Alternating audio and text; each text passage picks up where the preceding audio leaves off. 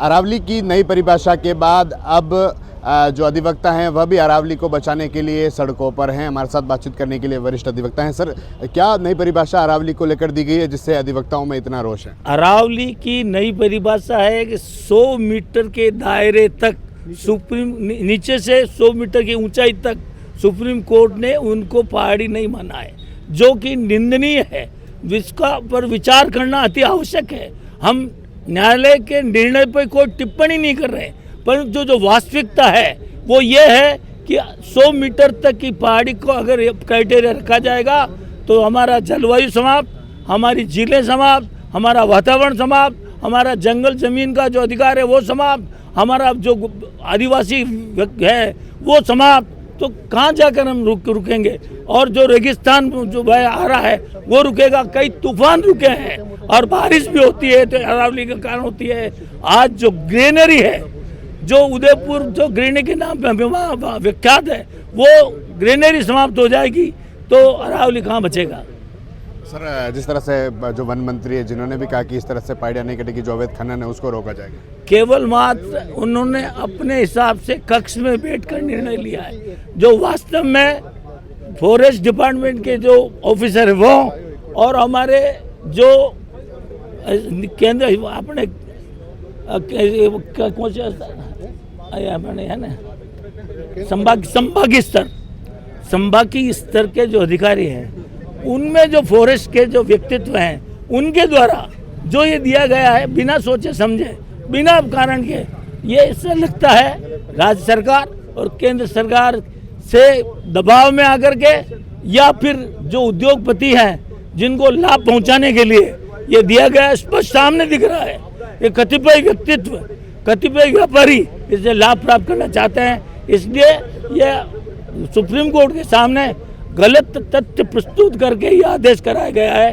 इसका इसलिए review petition करना अति आवश्यक है। आप बताएं सर, लगातार अरावली बचाने को लेकर मांग उठ रही है, लेकिन भाजपा नेता तो यह भी कह रहे हैं कि अशोक गहलोत सरकार ने इसको जो प्रस्ताव था उसको रखा था।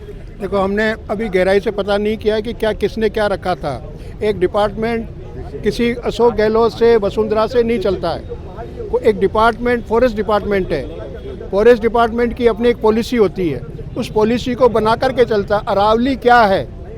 अरावली ये पॉलिटिकल मुद्दा नहीं है, भाजपा कांग्रेस का मुद्दा नहीं है। अरावली क्या है? ये शुरू से लेकर के जो अरावली है वो अरावली है। अरावली की परिभाषा सुप्रीम कोर्ट ने पहले की हुई है और उस परिभाषा के तहत ये सारे खनन कार्य बंद हुए थे। उस परिभाषा को बदलने की ज़रूरत क्यों पड़ी? कांग्रेस बीजेपी की बात नहीं है, किसी की भी बात नहीं है। आज नीचे से धरातल पर अरावली में काम कौन कर रहा है? इसको संरक्षण का फॉरेस्ट डिपार्टमेंट। उसने क्या किया? उसने ये डेफिनेशन होने कैसे दी? आप उनसे सवाल करिए ना कि ये 100 मीटर तक आप कैसे पहुंचने दिया? आप क्या अपने वन्य जीवों को बचा लोगे, बायोडाइवर्सिटी को बचा लोगे? अगर ये 100 मीटर वाला डाइव हो जाएगा, आप क्या बचा लोगे? अपना जंगल बचा लोगे? क्या बचा लोगे?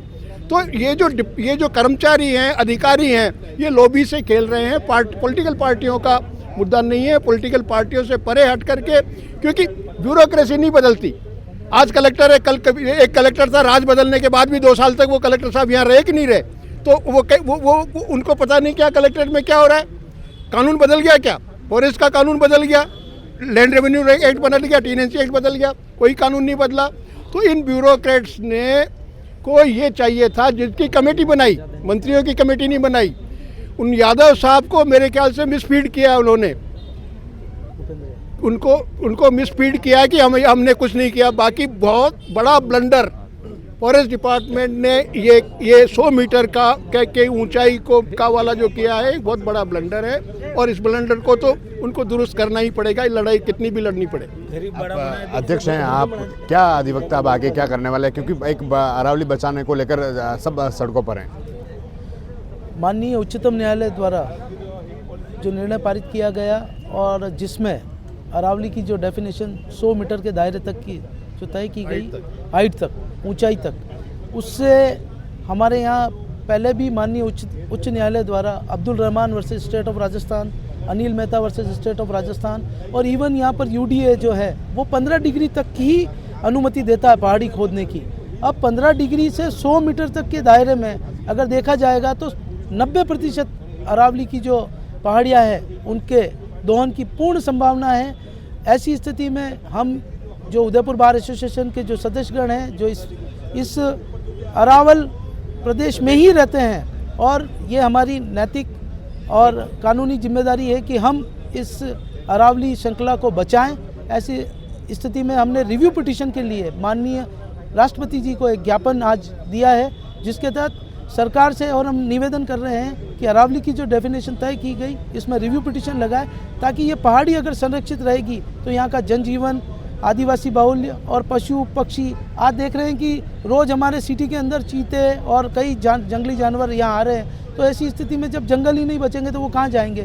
तो पर्यावरण के संरक्षण के लिए हमारे यहाँ के आदिवासी समुदाय जो इस जंगल के ऊपर ही डिपेंड है तो उनको बचाना जरूरी है। ऐसी स्थिति में हम सब अरावली बचाने के लिए दृढ़ संकल्प हैं। मेवाड़ के वासी, यहाँ के निवासी, और जो भी आंदोलन आगे होगा हम मिल बैठ कर तय करेंगे और अपनी बात आगे तक रखेंगे। तो ये थे उदयपुर के अधिवक्ता जिनसे हमने सुना कि जिस तरह से अरावली को बचाने के लिए एक जनाक्रोश है जो देखने को मिला। एक तरफ अधिवक्ता हैं जो सड़कों पर, इनका कहना है कि जिस तरह से अगर जो आदेश हैं कि 100 मीटर से ऊपर जो पहाड़ी हैं वही पहाड़ियां मानी जाएगी, तो ऐसे में 90% जो पहाड़ियां, क्या वे पहाड़ियां नहीं कहलाएगी। क्या TV9 के लिए राजेश डांगी।